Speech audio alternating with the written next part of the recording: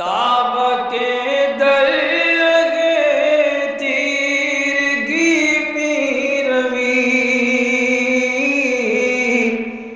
بہر توبہ درائے شباب غوی بشنو از گوش دل مثنبی مانوی در رہے صدق برتا مسمم شبی بشنو از گوش دل مثنبی مانوی در رہے صدق برتا مسمم شبی۔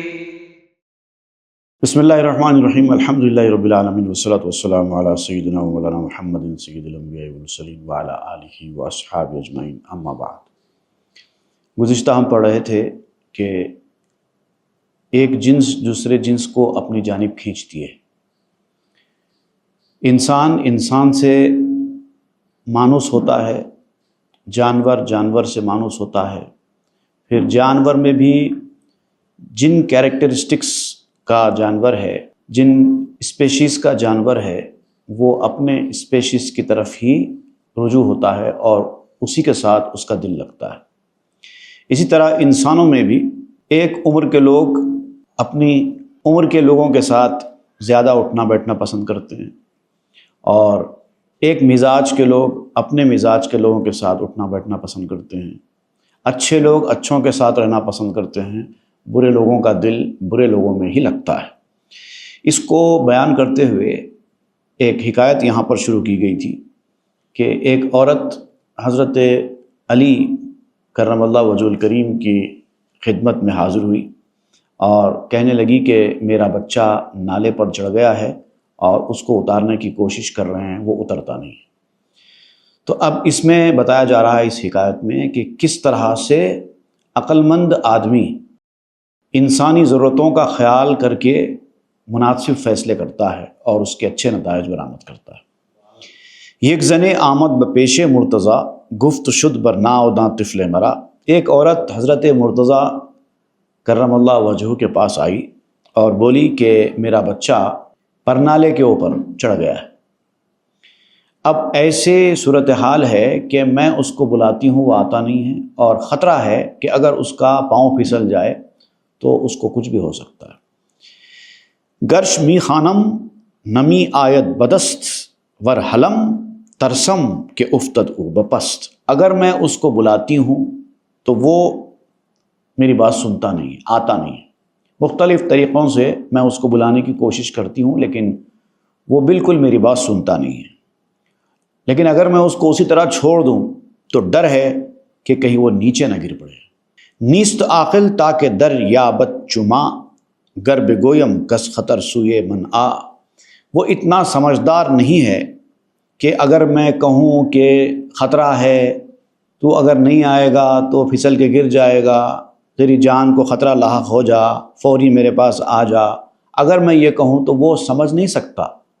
وہ اس عمر کا ہے کہ ایسی باتیں اس کی سمجھ میں نہیں آتی۔ ہم اشارت را نمی دانت بدست ور بدانت نشنوت ای ہم بدست۔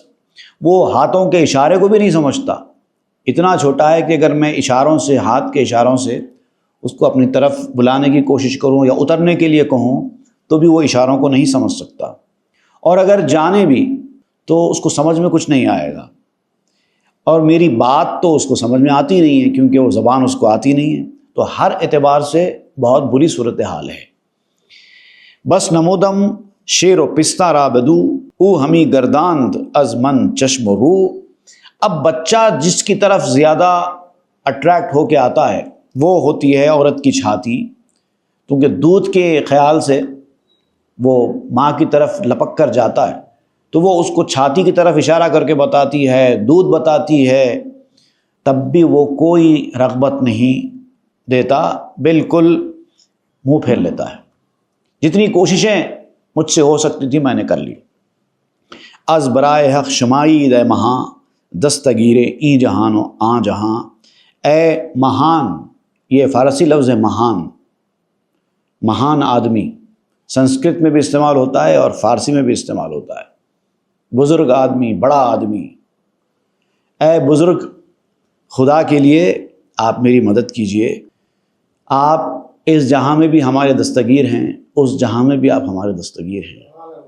जब भी ऐसी ज़रूरत पड़ती है हम लोग आप ही के पास आते हैं, तो मदद फरमाइए, कुछ ना कुछ तरकीब बताइए, मैं क्या करूं कि बच्चा मेरा सही सलामत परनाले पे से उतर के आ जाए। ज़ू दरमा कुन के मी लर्ज़त दिलम के बेदर्द अज़मे व दिल बुकसलम। दरमान कीजिए, मेरा दर्द बहुत बढ़ गया है, मेरे दर्द का दरमान कीजिए, इलाज कीजिए, कुछ ना कुछ ऐसी तदबीर कीजिए कि मैं इस मुसीबत से नजात पा जाऊं। मेरा दिल इस वक्त लरज़ रहा है, कहीं ऐसा ना हो कि इतनी बुलंदी पर से मेरे दिल का टुकड़ा गिर जाए और मैं अपने लाल से महरूम हो जाऊं, क्योंकि बहुत बुलंदी है, उसके ऊपर से अगर वो गिर जाए तो यकीनन उसको कुछ ना कुछ हो जाएगा। गुफ्त तिफले रा बरावर हम ज़बाम ताबा बीनत जिनस खुदरा आ ग़ुलाम। तो हज़रत अली ने उस बुढ़िया से फरमाया कि उसके हम उम्र बच्चे को लो, कोई और बच्चे को, उसको ऐसे मुकाम पर ले जाओ जहाँ पे वो बच्चा आसानी से आ जाए, क्योंकि एक जिन्स दूसरे जिन्स को खींचती है। बच्चा बच्चे की तरफ ही अट्रैक्ट होगा। हम उम्र बच्चा होगा तो हम उम्री की वजह से वो बच्चा अपने दोस्त के साथ खेलने के लिए आ जाए। उसके हम उम्र दोस्त को एक तरफ लेके जाओ, वो बच्चे को देख कर आ जाएगा।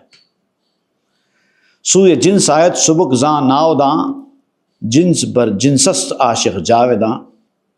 जैसे ही तुम अपने बच्चे को, किसी और के बच्चे को, अपने बच्चे के हम उम्र बच्चे को वहाँ ले जाओगी, उस बच्चे को देखकर वो बच्चा फौरी आ जाएगा, क्योंकि हम जिन्स हमेशा जिन्स पर आशिक होता है।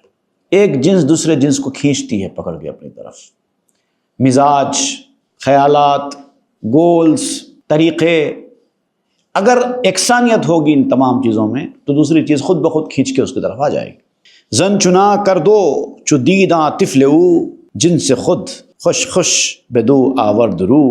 तो औरत ने ऐसा ही किया, और जब बच्चे ने अपने हम उम्र साथी को देखा तो खुशी खुशी अपने हम जिन्स की तरफ रुख कर दिया और बड़ी आसानी के साथ आ गया।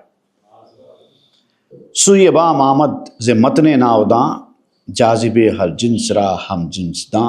अब मौलाना यहाँ पर बयान करते हैं कि हर जिन्स अपने हम जिन्स को खींचने वाला होता है, ये समझ लो। और इसी तरीके से वो बच्चा बड़ी आसानी के साथ परनाले पे से कोठे पे आ गया। गज गजा आमद बेसुए तिफल तिफल वारहीद अज़ू फुतादन सुए सिफल। खिसकता खिसकता बच्चा, अभी उसको चलना भी नहीं आता था, चलना भी अभी बराबर नहीं आता था, लेकिन जैसे उसने हम उम्र साथी को देखा फौरी खिसकते खिसकते आ गया और एक ख़तरे से उसने नजात पा ली। अगर वहाँ रहता तो शायद पाँव फिसल कर नीचे गिर जाता। ज़ाबुअत जिनसे बशर पैगम्बरां ताब जिनसियत रहंदस नावदां। अब यहाँ पर एक और काम की बात बयान कर रहे हैं कि अल्लाह ताला ने पैगम्बरों को इंसान बनाकर क्यों भेजा है। इसीलिए भेजा है ताकि इंसान अपने जिन्स की तरफ आसानी के साथ राग़िब हो जाए। अगर पैगंबर फरिश्ते आते तो इंसान उनकी तरफ अट्रैक्ट नहीं हो पाता था, क्योंकि जिन्स अलग है, इंसान है, इसीलिए इंसान उनकी तरफ राग़िब हुए। अगर फरिश्ते इंसानों को हिदायत की बात बताते, गलत रास्ते से ख़बरदार करते, तो इंसान के पास हीले बहाने बड़े बन जाते थे। तुमको हमारी परेशानियों की क्या खबर, हमारे ऊपर जो बीतता है तुमको क्या खबर, तुम तो बड़ी आसानी से बोल देते हो, तुम तो फरिश्ते हो ना, तुमको ये ख्वाहिशात या वगैरह कुछ भी नहीं है। अब हमको आसानी से तुम कह देते हो ऐसा करो ऐसा मत करो, जबकि तुमको पता ही नहीं है हमारे ऊपर क्या बीतती है। इस तरह से बोल के इंसान गलत रास्ते पे चला जाता था। अब अल्लाह ने इंसान को नबी बना दिया, वो भी इंसान ही है, तुम्हारे जिन्स का है, और उसको भी वो सब कुछ है जो तुमको है। अब बोलो, वो बचता है और बचकर बताता है, गुनाहों से बचकर बताता है, रात भर इबादत करके बताता है, کھانے کا مجاہدہ کرتا ہے، باتوں کا مجاہدہ کرتا ہے، نیند کا مجاہدہ کرتا ہے، سب تمہارے سامنے کر کے بتاتا ہے، تمہاری طرح کا انسان ہی ہے، تو وہ کر سکتا ہے، تم کیوں نہیں کر سکتے؟ ایک تو یہ وجہ، دوسری یہ وجہ کہ انسان ہو کہ کوئی بھی جنس والا ہو، اپنے جنس کی طرف ہی راغب ہوتا ہے۔ پس بشر فرمود خود را مثلکم، تاب جنس آیند کم گردند گم۔ اور اسی لیے نہ صرف یہ کہ اللہ نے رسول کو انسان بنا کر بھیجا، بلکہ ساتھ ہی یہ بھی کہا کہ اے نبی آپ کہہ دو لوگوں سے کہ میں بھی انسان ہوں جیسا کہ تم بھی ہو، بشر مثلکم، میں بھی بشر ہوں جیسا کہ تم بشر ہو۔ یہ کہنے کا حکم اس لیے دیا گیا تاکہ بشر نبی کو کوئی الگ سی مخلوق نہ سمجھیں، کیونکہ نبی کے جو عادات اطوار، جو ان کا مزاج، جو ان کا رہن سہن، جو ان کی سوچ، جو ان کا معیار تھا، وہ ہو سکتا تھا کہ لوگ ان کو یہ سمجھیں کہ یہ بشر نہیں ہو سکتے، اتنی خوبیوں والا بشر تھوڑی ہو سکتا ہے، بشر کے اندر تو اتنی خرابیاں ہوتی ہیں، خامیاں ہوتی ہیں، یہ ایسا کیسے بشر ہے کہ جس کے اندر کوئی خامی نہیں ہے، کوئی خرابی نہیں ہے؟ تو ہو سکتا تھا کہ ان کو ڈاؤٹ ہو جائے ان کے بشر ہونے پر۔ تو اللہ نے فرمایا نبی نہیں، لوگ کہیں آپ کے عادات و اطوار کو دیکھ کر کہیں آپ کو بشر کے زمرے سے باہر نہ سمجھیں، آپ اپنے منہ سے بولیے کہ میں بھی بشر ہوں، میں بھی انسان ہوں۔ زاں کہ جنسیت عجائب جاذبیست، جاذبش جنسست ہر جا طالبیست، کیونکہ جو جنسیت ہوتی ہے اس کے اندر جاذبیت ہے، اٹریکشن ہے۔ ایسا نہیں ہے کہ اچھے آدمی کے اندر ہی اٹریکشن ہے، برے آدمی کے اندر بھی اٹریکشن ہوتا ہے، دنیا داری میں بھی اٹریکشن ہوتا ہے، دینداری میں بھی اٹریکشن ہوتا ہے، اچھے لوگوں میں بھی اٹریکشن ہوتا ہے، برے لوگوں میں بھی اٹریکشن ہوتا ہے۔ شرط یہ ہے کہ ایک جنس دوسرے جنس کی طرف اٹریکٹ ہوتی ہے، بس معاملہ صرف یہ ہے۔ اچھا آدمی برے آدمی کی طرف اٹریکٹ نہیں ہوگا، برا آدمی اچھے آدمی کی طرف اٹریکٹ نہیں ہوگا۔ تو ایک طرف ایک کشش ہے تو دوسری طرف اس کی طرف جانے والا وہ عنصر ہونا چاہیے، تب یہ کشش ہوگی۔ جیسے اس کی ایک اور مثال میں دیتا ہوں، الیکٹریسٹی ہے، الیکٹریسٹی اپنی جانب کھینچ لیتی ہے، جیسے لوہا ہے فوری اٹریکٹ ہو جاتا ہے، لیکن لکڑی نہیں ہوتی، پلاسٹک نہیں ہوتا۔ تو بجلی کے اندر اٹریکٹ کرنے کی صفت تو ہے، لیکن وہ سب کو اٹریکٹ نہیں کر سکتی، اپنی جنس والی چیز ہوگی تو اٹریکٹ کرے گی، ہر چیز میں ایسے ہی ہے۔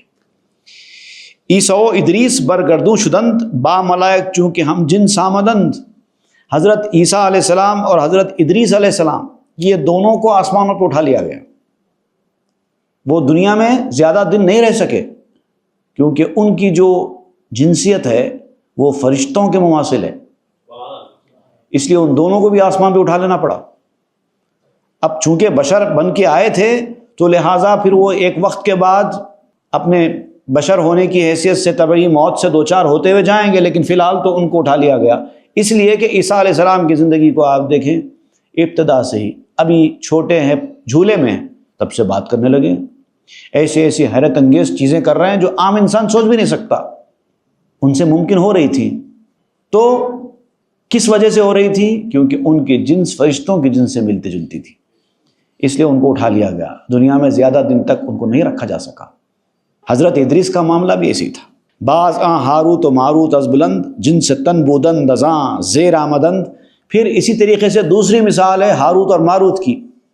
ہاروت اور ماروت تو فرشتے تھے، لیکن ان فرشتوں کو آسمان سے زمین پر بھیج دیا گیا کیونکہ ان کی جنس انسانوں کی جنس سے ملتی تھی۔ عیسیٰ اور ادریس انسان تھے لیکن ان کی جنس فرشتوں سے ملتی تھی، اور ہاروت اور ماروت فرشتے تھے لیکن ان کی جنس انسانوں سے ملتی تھی، اس لیے ان کو ادھر کر دیا گیا، ان کو ادھر کر دیا گیا، یہ اوپر چلے گئے، وہ نیچے آ گئے۔ کافراں ہم جن سے شیطان آمدہ جان شاہ شاگرد شیطانہ شدہ۔ اور اسی طرح کافر جن کے سامنے معجزات کے ساتھ دین کی باتیں بتائی جا رہی ہیں، حق کی باتیں بتائی جا رہی ہیں، لیکن ان کو کوئی فرق نہیں پڑتا کیونکہ وہ شیطان کے ہم جنس ہیں، ان کی جان شیطان کی شاگرد بنی ہوئی ہے، وہ شیطان کی بات ہی سنیں گے، انبیاء کی بات نہیں سن سکتے۔ اب دیکھیے، جس کی جنس جس کی طرف مائل ہے وہ اسی کی طرف جا رہا ہے۔ ایسے بہت سارے کافر مل جائیں گے آپ کو، کافر گھرانے جس کے اندر پیدا ہونے والا بچہ مومن ہو گیا ایک وقت کے بعد، کیونکہ اس کی جنس مسلمانوں کی تھی، وہ کافروں کے ساتھ زیادہ دن تک نہیں رہ سکا، حالانکہ پیدا ہوا کافر گھر میں، لیکن ایک وقت تک ہی وہ برداشت کر سکا، جنس مسلمانوں کی تھی، ایمان والی جنس تھی، وہ کبھی نہ کبھی ایسے لوگ صاحب ایمان بن جاتے ہیں۔ اسی طرح اہل ایمان کے گھر میں پیدا ہونے والا شخص اگر اس کی جنس کافروں کی سی ہوگی تو وہ زیادہ دن تک مسلمان نہیں رہ سکتا، مرتد ہو جائے گا ایک وقت کے بعد۔ اور ایسی ہزاروں مثالیں ہیں، ایسی بھی ہے۔ صد ہزاراں خوئے بد آموختہ، دید ہائے عقل و دل بردوختہ۔ تو جو کافر شیطان کے ہم جنس ہوتے ہیں وہ شیطان سے لاکھوں بری عادتیں سیکھتے رہتے ہیں، اور ان کو بھی عقل ہوتی ہے، ان کو بھی دل ہوتا ہے دیگر انسانوں کی طرح، لیکن نہ ان کی عقل کام کرتی ہے نہ ان کا دل کام کرتا ہے۔ عقل پر بھی پردہ پڑ جاتا ہے، دل پر بھی پردہ پڑ جاتا ہے۔ کم تری خوشاں بدستے ای حسد، حسد کے گردن ابلیس زد۔ اور ابلیس کی بری عادتوں میں ایک چھوٹی عادت ہے حسد۔ اب ایسے لوگوں کے اندر حسد بہت بری طریقے سے اتر جاتا ہے۔ وہی حسد ہے جس نے شیطان کی گردن ماری تھی، حسد ہی کی وجہ سے شیطان برباد ہوا تھا نا۔ آدم سے حسد کر بیٹھا، ایک معمولی مٹی کے بنے ہوئے انسان کو خلافت کا تاج دیا جا رہا ہے، جبکہ اس نے کچھ کیا ہی نہیں ہے۔ میں نے تو اتنا کچھ کیا ہے، پھر میں آگ سے بنا ہوا ہوں، ہر چیز میں میں اس سے اعلیٰ ہوں، مجھے وہ خلافت کا تاج نہیں دیا جاتا، اس سے حسد کر بیٹھا۔ تو پہلی چیز تھی حسد۔ تو سب سے پہلے انسان کو برباد کرنے کے لیے شیطان جس ہتھیار کا استعمال کرتا ہے وہ حسد ہوتا ہے۔ زاں سگا آموختہ حقد و حسد، کے نخواہد خلق را ملک ابد۔ ان کافروں نے اسی شیطان سے یہ سیکھا کینہ حسد۔ اور ایسے لوگ جو شیطان کی محافل میں زیادہ اٹھتے بیٹھتے ہیں ان کی یہی عادت ہوتی ہے، وہ کسی کو کامیاب ہوتا ہوا دیکھ ہی نہیں سکتے، کسی کو آگے بڑھتا ہوا دیکھ ہی نہیں سکتے، حالانکہ ان کو کیا ہے؟ ایک آدمی اگر ترقی کر کے آگے جا رہا ہے، ایک میدان میں اپنا نام کما رہا ہے، کچھ اچیومنٹ حاصل کر رہا ہے، آپ کا تو کچھ نقصان نہیں کر رہا ہے نا، پھر آپ کو کیوں پرابلم ہوتا ہے؟ آپ کیوں پریشان ہو جاتے ہیں؟ آپ کیوں الزامات لگانے بیٹھ جاتے ہیں؟ انہوں نے آپ کا کیا نقصان کیا ہے؟ وہ کہتے نہیں ہمارا انہوں نے کوئی نقصان نہیں کیا، تو پھر ان کے بارے میں کیوں بولتے ہو، کیوں ان کے خلاف جاتے ہو؟ لیکن کیا کریں، شیطان نے وہ حسد دل میں ڈال رکھا ہے، وہ اپنا کام تو کرے گا ہی کرے گا۔ ہر کرا دیدو کمال از چپ راست، از حسد قولن جشامت درد خواست۔ اپنے لیفٹ میں، اپنے رائٹ میں جب بھی کسی کو وہ صاحب کمال دیکھتا ہے ایسا حسد والا کہ ایسا کمال اس کے اندر ہے جو میرے اندر نہیں ہے، اللہ تعالیٰ کسی کسی کو کچھ کمال دے دیتا ہے، اگر وہ چیز آپ کے اندر نہیں ہے تو آپ کو اندر خون کھولنے لگتا ہے کہ وہ چیز ان کے اندر کیوں ہے، میرے اندر کیوں نہیں ہے۔ اسی کو تو حسد کہتے ہیں۔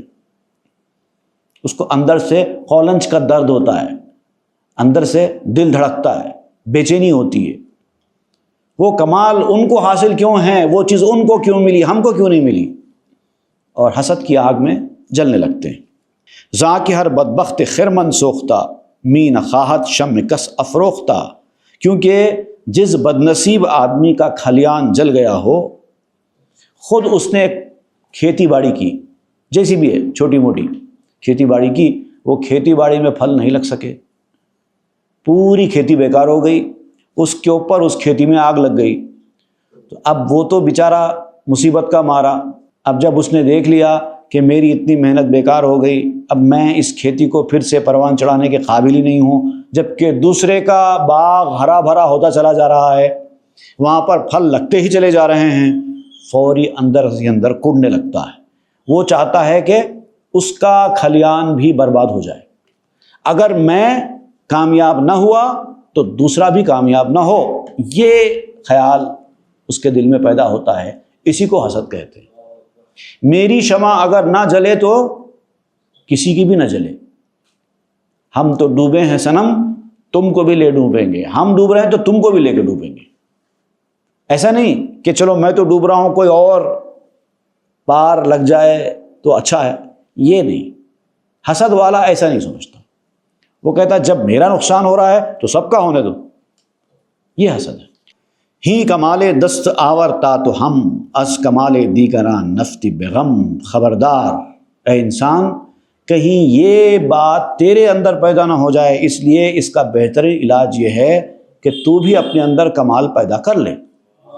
اگر کسی اور آدمی کے اندر کمال ہے اور وہ کمال تیرے اندر بھی ہے تو پھر تو حسد کا شکار نہیں ہوگا. تو بہتر یہ ہے کہ یہ کمال تو بھی حاصل کر لے تاکہ دوسرے کے کمال کو دیکھ کر تیرے اندر غم نہ پیدا ہو. اگر کسی کو کوئی چیز حاصل ہو گئی ہے، کوئی آدمی ترقی کر رہا ہے، تو آپ بھی کوشش کرو، آپ بھی ویسی کچھ ترقی کرو. آپ کو روکا کس نے؟ اگر کسی نے اپنا کچھ گھر بنا لیا ہے یا اپنا کوئی دکان ڈال لی ہے اور اس کی اچھی چل نکلی ہے دکان، اور آپ کو وہ چیز حاصل نہیں، تو آپ بھی ڈال لو. کس نے روکا ہے آپ کو؟ اس خدا می خواہ دفعی حسد تا خدایت وارحانت زی حسد. تو یہ جو حسد ہے اتنی بری لعنت ہے کہ اگر آپ اس حسد سے بچنا چاہتے ہیں تو یاد رکھو خود اپنے آپ سے نہیں بچ سکتے، حسد سے بچانے والا بھی اللہ تعالیٰ ہی ہوگا. اسی لیے اللہ سے دعا کرتے رہو کہ اللہ ہم کو حسد کی آگ سے بچائے، حسد کی مصیبت سے بچائے، کیونکہ حسد بہت خراب چیز کا نام ہے. اس سے پہلے بھی حدیث میں نے سنائی تھی، الحسد یاکل الحسنات کما تاکل النار الحطب. حسد نیکیوں کو ایسے کھا جاتا ہے، آپ کی نیکیوں کو، کمائی ہوئی نیکیوں کو، جیسے کہ آگ لکڑی کو جلا دیتی ہے، پھر لکڑی دور دور تک دکھائی نہیں دیتی، بھونسا بن جاتی ہے، راکھ بن جاتی ہے. مر ترا مشغول یہ بخشت دروں کہ نہ پردازی ازا سوئے بروں. تم اللہ سے دعا کرو کہ اللہ تعالیٰ تمہیں باطن کی مصروفیات عطا کر دے. اگر کوئی آدمی اپنے باطن میں مصروف ہے، اپنے کام میں مصروف ہے، اپنا ایک پروجیکٹ میں لگا ہوا ہے، تو اس کے پاس اتنا ٹائم ہی نہیں ہوتا کہ لوگوں کے کمالات کو دیکھتے پھرے. جو باکمال لوگ ہوتے ہیں، جو باکمال لوگ ہوتے ہیں، ان کی یہ خاصیت ہوتی ہے. آپ دیکھیے وہ اپنے کام میں، اپنے کمالات کے استعمال میں، اپنے ہنر میں، اپنے پروجیکٹ میں اتنے مصروف ہوتے ہیں کہ ان کے پاس اتنا ٹائم ہی نہیں ہوتا یہ دیکھنے کے لیے کہ کس کے پاس کیا ہے، کس کے پاس کیا نہیں ہے. اگر ان کے سامنے آپ کسی کے کمال کا بھی ذکر کریں گے، کسی کے ہنر کا بھی ذکر کریں گے، کسی کے نقص و عیب کا بھی ذکر کریں گے، وہ اس پر بات کرنا ہی نہیں چاہتے. بھئی مجھے کیا کرنا ہے، ان کا ان کے ساتھ، میرا میرے ساتھ، میرے پاس تو ٹائم نہیں ہے، میں اپنے باطنی مصروفیات میں ہوں، اس سے فرصت ملتی نہیں ہے، تو میں کیا کروں. تو جو لوگ اندرونی مصروفیات میں رہتے ہیں ان کے پاس بیرونی مصروفیات کے لیے ٹائم ہی نہیں ہوتا ہے. جرے میرا خدا عام دہت کہ بدو مست از دو عالم بھی رہت. اللہ تعالیٰ ایسی شراب ایسے آدمی کو پلا دیتا ہے جو باطنی مصروفیات میں گم ہے، دنیاوی گندگیوں سے اس کا کوئی واسطہ نہیں ہے. اس کی مثال بالکل ایسی ہوتی ہے کہ جیسے اللہ تعالیٰ نے اس کو کوئی شراب پلا دی ہو اور وہ اس نشے میں ہی ہے. تو جب کسی کے اوپر نشہ چھا جاتا ہے نا، تو جو نشے میں سرمست ہو جاتا ہے اس کو خبر ہی نہیں ہوتی محلے میں کیا ہو رہا ہے، شہر میں کیا ہو رہا ہے. جو لوگ ہوش میں ہیں وہ لوگ ان کی گلی میں جھانکتے پھرتے ہیں. جو مست ہے، پیا ہوا ہے، آپ اس کو دیکھو، کوئی آدمی دنیاوی شراب ہی کی مثال لے لو، شراب پی کر اپنے گھر کو آ رہا ہے، بدمست ہے، اس کو کسی کی پرواہ ہوتی ہے؟ بھائی ایسا کہہ رہے ہیں، بھتیجا ایسا کہہ رہا ہے، ماموں ایسا کہہ رہا ہے، کچھ بھی نہیں، کیا بھی نہیں، کون کیا کر رہا ہے اس سے واسطہ ہی نہیں، وہ اپنی مستی میں ہوتا ہے بس. ویسے ہی جو باطنی مصروفیات والا آدمی ہے وہ اپنے کام میں، اپنے پروجیکٹ میں، اپنی سرگرمیوں میں اتنا مصروف ہوتا ہے کہ اس کو یہ 100 بیکار باتوں کا ٹائم ہی نہیں ہوتا اس کے. خاصیت بنہادہ در کف حشیش کو زمانے میرحانت اد خودیش. اللہ تعالیٰ نے ایک مٹھی بھر حشیش میں، بھنگ کہتے ہیں نا، بھنگ پیتے لوگ، یا یوں سمجھیے کہ ایک چھوٹے سے بوتل میں، اگر میں اور کلیئر کر کے آپ کو بات سمجھاؤں، تو ایک مٹھی بھر حشیش میں اللہ تعالیٰ نے ایسی خاصیت رکھی ہے کہ وہ کھانے والا یا پینے والا آدمی اپنی خودی میں ہی نہیں رہتا تو دنیا سے کیا واسطہ اس کی خود کی خبر نہیں رہتی اس کو. کبھی کبھار تو ایسے پینے والے دیکھیے سڑکوں پہ کہیں بھی گرے ہوئے پڑے ہوئے دکھائی دیتے ہیں، کیونکہ ان کا ہوش ہی نہیں ہے، ان کو خود کا پتہ نہیں، دوسروں کا خبر کیا رکھیں گے. خواب را یزداں بود انسان می کند قصد و عالم فکر را برمی کند. یہاں تک کہ آپ نیند کی مثال ہی لے لیجئے، جب آپ گہری نیند میں چلے جاتے ہیں تو اللہ تعالیٰ جو ہے آپ کو اس گہری نیند میں ایسا کر دیتا ہے کہ آپ کو دونوں جہاں کی فکر، اس کا خیال تک نہیں رہتا. آپ کس گھر کے کس کمرے میں سو رہے ہیں یہ بھی احساس نہیں رہتا آپ کو. دنیا جہاں تو بہت دور کی بات، محلہ، شہر، ریاست، ملک، کانٹیننٹ، یہ تو بہت دور کی بات ہے. خود آپ کے اپنے گھر کی آپ کو کوئی سدھ نہیں رہتی، آپ کے کمرے کی، آپ کے بیڈ کی آپ کو کوئی سدھ نہیں رہتی، بلکہ آپ کی خود کی بھی سدھ نہیں رہتی. آپ کو خود نہیں پتہ ہوتا ہے کہ آپ کون ہیں، کیا کر رہے ہیں گہری نیند کے بعد. تو جب نیند کی یہ حالت ہے جو ہر انسان کو اللہ تعالیٰ دیتا ہے، تو خاص بندوں کی خاص مستی کا کیا عالم ہوگا. کرد مجنو راز عشق پوستے کو نہ بشناسد ادو از دوستے. مجنو کو بھی لیلا کا عاشق بنا دیا گیا تھا، تو مجنو بھی لیلا کی ذات کا عاشق نہیں تھا، صرف پوسٹ کا عاشق تھا، اس کے ظاہر کا عاشق تھا. لیلا کے باطن کے بارے میں مجنو کو کچھ خبر نہیں تھی. دنیا میں انسان جب بھی کسی کا عاشق بنتا ہے نا، تو اس کے ظاہر کو دیکھ کے عاشق بنتا ہے، اس کی صورت کو دیکھ کے عاشق بنتا ہے، اس کی عادتوں کو دیکھ کے عاشق بنتا ہے، اس کے ایکٹیویٹیز کو دیکھ کے عاشق بنتا ہے. باطن کا عاشق تو نہیں بنتا نا، وہ تو کسی کو دکھائی نہیں دیتا. مجنو بھی لیلا کے عشق میں جو عاشق ہوا تھا، وہ بھی لیلا کے ظاہر کو دیکھ کے عاشق ہوا تھا، باطن کو دیکھ کے نہیں ہوا تھا. لیکن اس عشق میں بھی اس کو اتنی مدہوشی اور اتنی مستی طاری ہوئی کہ اس کو دوست اور دشمن کی پہچان تک نہیں رہی. وہ دشمنوں کے بیچ جا کر بیٹھ جاتا دوستوں کی طرح، اور دوستوں کو دشمن سمجھتا. اس کو پتہ ہی نہیں تھا کہ دوست کون ہے، دشمن کون ہے. وہ عشق میں ایسا مبتلا تھا. صد ہزاراں اینچنی میداردو کہ بریدراکات تو بگماردو. وہ اس طرح کی لاکھوں بے خودیاں رکھتا ہے. مجنو کو تو ایک بے خودی حاصل ہوئی تھی، لیکن جو باطنی مصروفیات والا آدمی ہے، جو اپنے کام سے کام رکھتا ہے اور اپنی زندگی میں مست ہے، وہ آدمی لاکھوں بے خودیاں رکھتا ہے.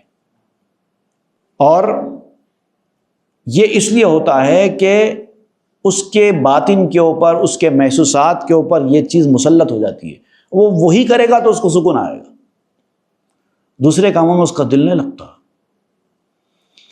ہست میں ہائے شقاوت نفس را کہ زرہ بیروں برد آن نحس را.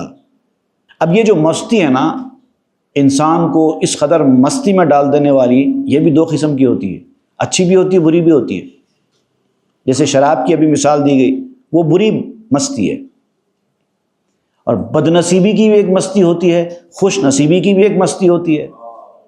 جو خوش نصیبی کی مستی والے ہیں وہ بھی مستی کے لیول تک جانے کے بعد ایسی ہو جاتے ہیں، اور جو بد نصیبی والی مستی والے ہیں وہ بھی مستی کے لیول تک جانے کے بعد ایسی ہو جاتے ہیں. برائی کے راستے پر جانے والے اگر اس لیول تک پہنچ جائیں کہ وہاں پر ان کو مستی آنے لگے، تو وہاں پر بھی ان کی وہی کیفیت ہو جاتی ہے. ان کے حواس گمراہ ہو جاتے ہیں، وہ خود گمراہ ہوتے ہیں، پورے حواس کے ساتھ گمراہ ہو جاتے ہیں. ان کو کچھ دکھائی نہیں دیتا سوائے گندگی کے. وہ سمجھتے ہیں ساری دنیا ایسی ہی ہے. ہست میں ہائے سعادت عقل را کہ بیابد منزل بے نقل را. اب یہ جو بدبختی کی شراب ہے جس کا بھی ذکر کیا گیا، بد نصیبی کی شراب جس کو پلائی جاتی ہے، وہ اس میں ایسا مست ہوتا ہے، وہ اس کا پینے والا نفس ہوتا ہے. اور جو خوش نصیبی اور نیک بختی کی شراب ہے، اس کا پینے والی عقل ہوتی ہے. اور عقل جب خوش نصیبی کی شراب پی لیتی ہے اور اس میں مست ہو جاتی ہے، تو وہ ایسی منزل کو حاصل کر لیتی ہے کہ جہاں سے کسی اور جگہ منتقل ہونا ممکن نہیں ہے. ایسی منزل پہ پہنچ جاتی ہے. دنیا میں چاہے کتنی مستی آپ کو مل جائے، وہ قابل انتقال ہے، کبھی نہ کبھی ختم ہو جاتی ہے. لیکن وہ جو مستی ہے سعادت مندی اور خوش نصیبی کی مستی وہ جس مقام پر انسان کو لے جاتی ہے وہاں سے نکلنے کا کوئی راستہ نہیں، وہ مستقل ہو جاتے ہیں۔ ایک شعر تھا میرا اس حوالے سے، کافی پرانا شعر ہے، احمد شراب ناب بھی کوئی شراب ہے۔ شراب ناب کہتے ہیں انگور کی شراب جو دنیا میں لوگ پیتے ہیں، جو کہ حرام ہے، اور اس میں مست ہو جاتے ہیں۔ احمد شراب ناب بھی کوئی شراب ہے، پی کر تو دیکھ لو کبھی چشمان پیر سے۔ اپنے پیر کی نگاہوں سے شراب تو پی کر تو دیکھو، پتہ چلے گا کہ کون سی شراب کتنی اسٹرانگ ہے۔ خیمہ گردوں ز سر مستی خیش، برکند زاں سو پہ گیرد راہ پیش۔ اور یہ جو خوش نصیبی والی جو مستی ہے نا، سر مستی جس کو کہتے ہیں، یہاں پر ایک لفظ استعمال کیا جاتا ہے، حالانکہ دونوں کے معنی تقریباً سیم ہیں، ایک بدمستی ایک سر مستی، دونوں چیزیں بھی جو ہے مستی کی آگے کے لیول کو ظاہر کرتی ہیں، بہت مست ہو جاتا ہے آدمی۔ تو شراب کی وجہ سے جب آدمی اپنا ہوش کھو بیٹھتا ہے تو اس کو بدمستی کا نام دیا جاتا ہے، اور یہ جو سرور کی کیفیت جو ہوتی ہے نا باطنی شراب پینے کے بعد، اس کے لیے سرمستی کا نام دیا جاتا ہے۔ تو سرمستی کی منزل سے گزرنے کے بعد پینے والا آسمان کے خیمے سے آگے نکل جاتا ہے، آسمان کا خیمہ اکھڑ جاتا ہے اس کے لیے، اور پھر وہ آگے کا راستہ پکڑ لیتا ہے۔ ہی بہر مستی دلا غرہ مشو، ہست عیسیٰ مست حق خر مست جو۔ اب آپ کہتے ہیں کہ جیسے میں نے ابھی بیان کیا کہ دو قسم کی مستیاں ہوتی ہیں اور دونوں بھی اس لیول تک لے جاتی ہیں کہ آدمی اپنا ہوش باقی نہیں رکھتا، تو خبردار یاد رکھو ہر مستی کے پیچھے نہیں جانا ہے، مستیوں کی مستی سے دھوکہ نہیں کھانا۔ عیسیٰ علیہ السلام بھی مست تھے مگر مست حق تھے، وہ بھی ایک مستی تھی، اور گدھا بھی ایک مست ہے، مست جو، جو کہتے ہیں جواری، بارلی، مطلب یہاں بارلی سے مراد آپ دنیاوی نعمتیں کھانے پینے کے شوق کی طرف لے رہے ہیں۔ جو کھانے پینے کی، عیاشی کی، دنیا داری کی مستی کی طرف جو جا رہا ہے، اس سے جو مستی حاصل کر رہا ہے وہ گدھا ہے، اور جو حق کی مستی کی طرف جو جا رہا ہے وہ عیسیٰ کے راستے پر چلنے والا ہے۔ این چنی میرا بخر زی خم بہا، مستی اش نبوت ز کوتاہ دم بہا۔ اب یہ جو عیسیٰ علیہ السلام والی جو مستی ہے، اس کے مٹکے آج بھی دنیا میں موجود ہیں، تو جاؤ ان مٹکوں کو تلاش کرو اور ان مٹکوں سے شراب پی لو، لیکن یاد رکھو کہ وہ مٹکے اور ان مٹکوں سے حاصل ہونے والی مستی چھوٹی دم والوں کے لیے نہیں ہے۔ چھوٹی دم کا مطلب گدھے، گدھوں کو نہیں ملتی، اور گدھے وہاں تک جا بھی نہیں سکتے، پینا تو بہت دور کی بات۔